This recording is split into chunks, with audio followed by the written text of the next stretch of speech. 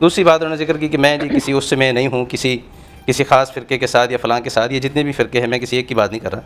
ان کے پیچھے 14 صدیوں کی ایک پوری علمی روایت ہے۔ جتنے فرقوں کو آپ برا کہہ رہے ہوتے ہیں اس کے نتیجے میں آپ ایک خود نیا فرقہ بننے کی کوشش کرتے ہیں۔ ٹھیک ہے ٹھیک۔ تو اللہ عز و جل نے قبیلے کے تعارف کے لیے سورہ حجرات میں تعارف کا بتایا ہے۔ ڈاکٹر قبیلہ نہیں ہوتا، انجینئر قبیلہ نہیں ہوتا، ٹھیک ہے، اس کو ہاریزونٹل ڈسٹنکشن اور ورٹیکل ڈسٹنکشن میں فرق کرنا بیسک سائیکالوجی 101 ہے۔ اگر بندہ اگر کہتا ہے نا کہ میرا نام ڈاکٹر ساحل ندیم ہے، تو وہ آپ کو یہ بتا رہا ہوتا ہے کہ میں نے فلاں کتابوں کے اندر ایک فلاں دسترس حاصل کر لی ہوئی ہے، ٹھیک ہے، وہ ایک روب کی نشانی ہوتی ہے، وہ اس کی نیت بے شک نہ ہو، اس ٹائٹل میں روب ہوتا ہے، اسی لیے اس کو خطاب کہتے ہیں، ٹھیک ہے، اس کو عرض نہیں کہتے، خطاب کہتے ہیں۔ سو جب ایک بندہ یہ اپنے نام کے آگے یہ رکھ لے کہ میرا نام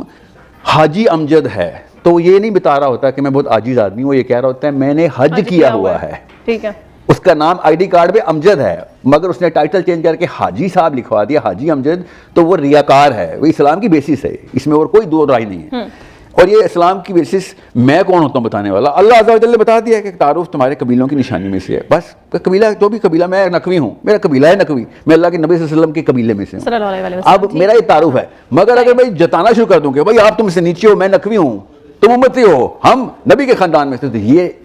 کبر میں آئے گا۔ میں نے تو یہ کبھی نہیں کہا کہ میں نقوی ہوں، میں تو آپ سے کہہ رہا ہوں مسلمان ہوں۔ سمجھ، اب 1400 سال سے آپ نے روایت بتائی ہے، سر دیوبند 1400 سال سے دیوبند ہندوستان کا حصہ ہے، سر دیوبند مکہ مدینہ کا حصہ نہیں ہے۔ 1400 سال کو دیوبند میں تو نہ لے کے جائیں،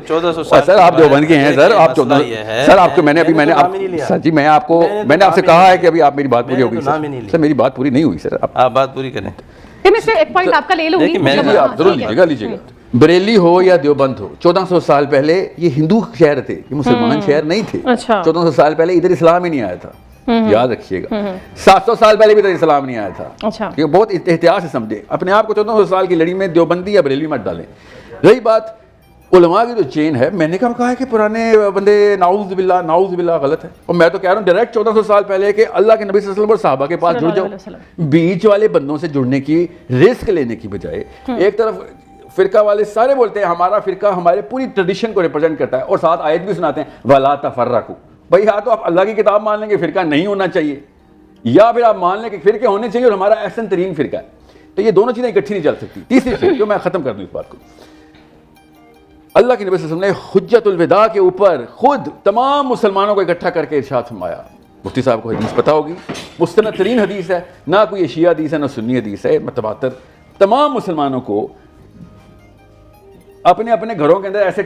بیڈ روم کی دیوار پہ لگانی چاہیے حدیث، جہاں صبح اٹھیں تو اللہ کے نبی صلی اللہ علیہ وسلم کا یہ ارشاد ان کے سامنے، اللہ کے نبی صلی اللہ علیہ وسلم نے ارشاد فرمایا کہ کیا میں نے تم تک حق پہنچا دیا؟ صحابہ نے کہا، تمام مسلمانوں نے اس وقت کہا، حج پہ آئے ہوئے سارے، یا رسول اللہ نام آپ نے حق پہنچا دیا۔ اوپر دیکھ کے انہوں نے کہا یا اللہ گواہ رہی کہ میں نے پیغام تیرا پہنچا دیا۔ اب آگے تم لوگ، میں ڈائریکٹ اللہ کے نبی صلی اللہ علیہ وسلم کو کوٹ کر رہا ہوں، اور کوشش کیجیے گا اس حدیث کو اسکرین پہ لگا دیجیے گا تاکہ کیمرے میں بچہ سیکھ لے،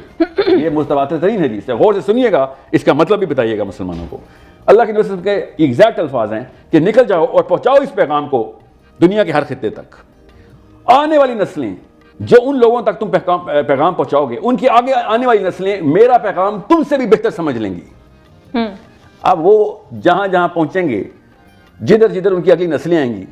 وہ ان اللہ کے نبی صلی اللہ علیہ وسلم کا، اللہ کا اور اللہ کے رسول کا پیغام ان لوگوں سے بہتر کیسے سمجھ لیں گے؟ یہ میری رائے تو نہیں ہے، ایگزیکٹ الفاظ اللہ کے نبی صلی اللہ علیہ وسلم کے۔ سو جتنا بھی علم اللہ عز و جل نے دنیا میں، سورہ فاتر کی آیتیں پڑھی، صرف آپ کو پتہ ہے اللہ تعالیٰ نے عالموں کا لفظ کس کے لیے استعمال کیا ہے؟ ابھی سے مت روکیے گا، ایسے نہیں بولیں۔ اللہ تعالیٰ کی آیت بتا رہی ہے کہ کائنات پہ غور کرنے والے، میوہ پھٹتا کیسے ہے، آسمان برستا کیسے ہے، یہ وادیاں سفید ہیں،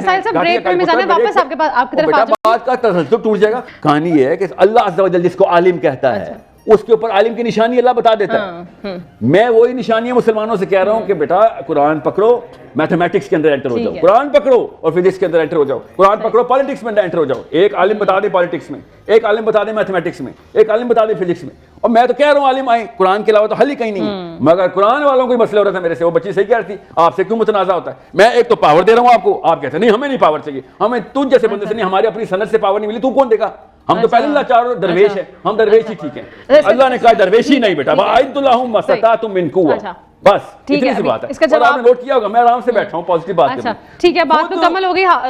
کیا آتے ہیں میرے پاس، میں نہیں جاتا ہوں۔